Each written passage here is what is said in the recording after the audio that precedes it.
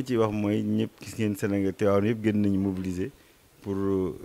président Macky Sall li mu fiy ñëw am nañ chance nag parce que président Macky Sall au moins at bu nekk dina ñëw ñaari yoon Tivaouane loolu nag chance bu rëy la gàmmo gi ak Tivaouane ni mu nekk ville sainte moo ñu ko may ñu ciy gërëm El Hadj Malick bi nga xam ni moo ñëw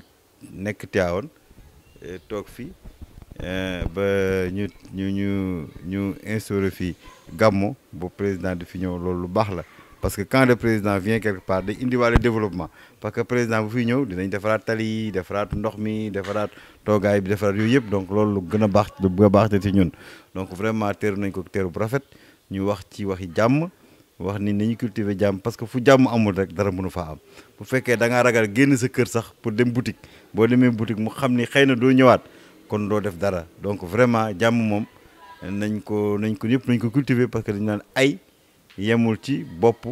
moroomam ki ko sos donc vraiment jàmm rek ci la lépp xaj ci jàmm la ñu mën a amee développement ci jàmm la ñu mën a émergence nga xam ni que même ciment ñi ngi ciy produit 6 millions de tonnes te jaay 3 millions de tonnes rek moom la ñuy jaay di ko consommer Sénégal li ci des 3 millions de tonnes yi ci des dañ koy yóbbu extérieur parce que nit ñi dañ naan du ma dem installer fenn dafa liggéey ciment damay installer usine bi fii parce que usine pour yóbbu ko jël ko ci benn dëkk yóbbu ko ci benn dafa metti te Sénégal comme y a la paix y a la sécurité bàyyil ma installé fi usine bi au moins di jaay di jël ciment bi di ko yóbbu plus de 1000 kilomètres ba Bamako di ko fa jaay 1 million 200 mille tonnes di yóbbu 500 mille tonnes Côte d'Ivoire di ko fa jaay que ñun li ñu soxla 3 millions de tonnes rek te 6 millions de tonnes la ñu di parce que ñooñu ils préfèrent s'installer au pays parce que pays bi dafa am paix am sécurité loolu nag mooy suñu marque boobu nag muy président bu fi mënti nekk muy président Macky Sall muy keneen dañ ko war a cultiver parce que loolu ci nit ñi lay jariñ parce que bu fekkee ni da nga doon président yow di nga am lu la aar nit ñi ñoo lu am peut-être lu leen aar donc ñun ñëpp dañu cultiver paix sécurité ndax li ñu bëgg ci li ñu bëgg ñëpp li ñu bëgg mooy émergence ñëpp génn ci économiquement ku nekk mën a lekk sa ñax loolu ci sécurité rek ak jàmm lañ ko mënee donc vraiment lépp loolu moom c'est un message fort bi nga xam ni ñëpp dañu war a xam ni que ci sécurité ak sûreté ak paix rek lañ ko mën a amee. APR nag depuis 2014 bi ñuy gagné fii maire bi dañ ko gagné sans coalition dañu gagné coalition PS PDS Rewmi donc gagné ñetti coalition yooyu PS PDS Rewmi xam nga ñoo fi mënoon nga téye leen dóor leen yëkkati ko dóor leen. kon léegi bu fekkee nag waa PS ñëw nañu ànd ak yow genn wàllu PDS ñëw na ñoom ñëpp ñëw na Rewmi ñëw nañ ci yow kon vraiment amatoo benn looy ragal wala looy kii amatul dara fii kay moom Tivaouane moom maq na rum xanaa leneen la ñuy wax. mooy ñooñu ñëpp ba naa leen rek comme ñun benn kilifa la ñu am mooy président Macky Sall ñu déglu ko lu mu wax rek ñu def ko parce que quand même discipline de parti dafa war a am fu discipline amul rek jàmm du fa am paix du fa am le message du khalife et le message du président revient.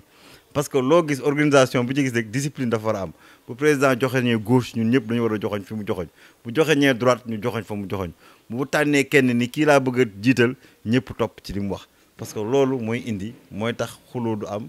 xëccoo du am lépp du am parce que ce qui est important mooy discipline parti bu ngeen amee discipline parti ñii dañ leen di choisir pour telle mission ñee ñu choisir leen pour telle mission ku président choisir pour telle mission na ci ñëpp d'accord topp ci ginnaaw loolu moom fu mu am rek parti bu mu am rek day organiser du am benn problème. réunion communication président wax li mu bëgg dañ ni que waxtaan na neex boroom këram waxtaan na neex boroom këram te boroom kër gi wax na ni concentré wu leen ci lu nga xam ne mooy yokk koom-koomu nit ñi loolu loo xam ne soxla nit ñi comme ñu nekk au pouvoir ñu dénk ñu soxla nit ñi dox leen ci ba nit ñi nekk en paix en sécurité am koom-koom. ñuy dox ci loolu booy bëggee na yàq suñu énergie ci loo xam ni que vraiment amuluñu benn intérêt loolu lépp ay yàq la nañu concentré wu ci li nga xam ni moom la ñu jox buñ ko defee ba pare bu boobaa bu ñu eggee ba ci compaay bi ba mu jeex te xam nga nit ñi dañuy fàtte ni toujours dañuy wax ni nguur yàllaa koy joxe ku ko yàlla jox rek te mu baax ci Sénégal na am donc vraiment loolu man du sama discussion mooy li ñu président dénk mooy ñu jéem a dox ci soxla nit ñi moo gën di wax rek wax boo xam ne amul benn njëriñ loo xam ni des na ñeenti at encore vraiment soxlawul léegi nii ñu ci polluer environnement bi ci polluer atmosphère bi. c'est une vraiment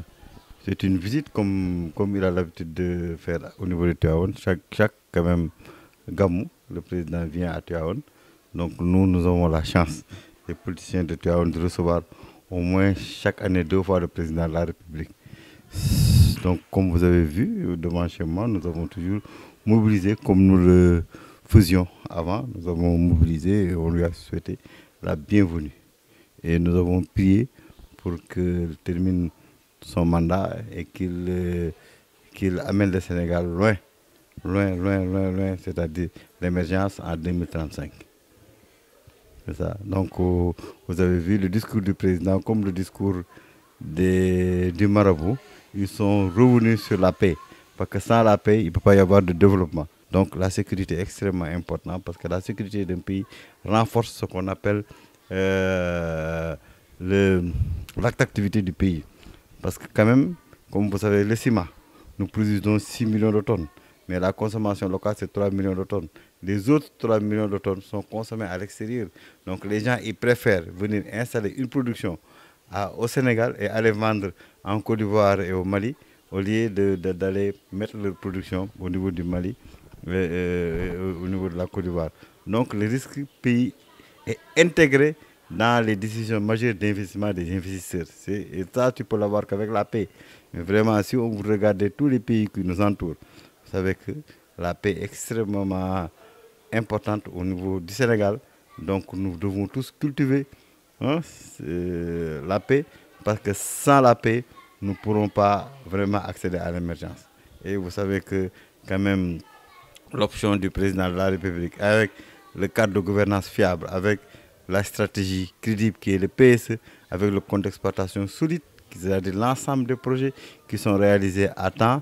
c'est ça seulement qui nous permet d'attirer les investisseurs publics, privés, pour aller vers l'émergence. Donc c'est extrêmement important pour qu'il y ait la paix dans ce pays, parce que sans la paix, le pays ne sera pas attractif pour vraiment mobiliser l'ensemble des fonds nécessaires pour vraiment développer ce pays. Nous avons toujours gagné les élections locales à Tivaouane. Les élections locales ici à Tivaouane, nous l'avons gagné sans aucune coalition. Nous avons gagné la coalition PS, PDS réunis. En 2014, pendant ce temps, l'APR n'était pas fort, mais l'APR a gagné seules les élections ici, locales. Donc vraiment maintenant nous avons une coalition forte. Il y a beaucoup de gens qui sont venus à l'APR. Donc qu'est-ce qui nous empêche de gagner les locales? On va gagner les locales, il n'y a aucun problème. Moi, je ne vais pas me prononcer sur ça parce que je suis la discipline du parti. Vraiment, on a beaucoup discuté sur ça et le président a dit qu'on se consacre sur l'amélioration des conditions de vie des populations. C'est ça qui est important. Nous venons de débuter un mandat. Donc nous considérons qu'on doit se concentrer sur vraiment la satisfaction des conditions de vie des populations au lieu de continuer le bavardage sur ça.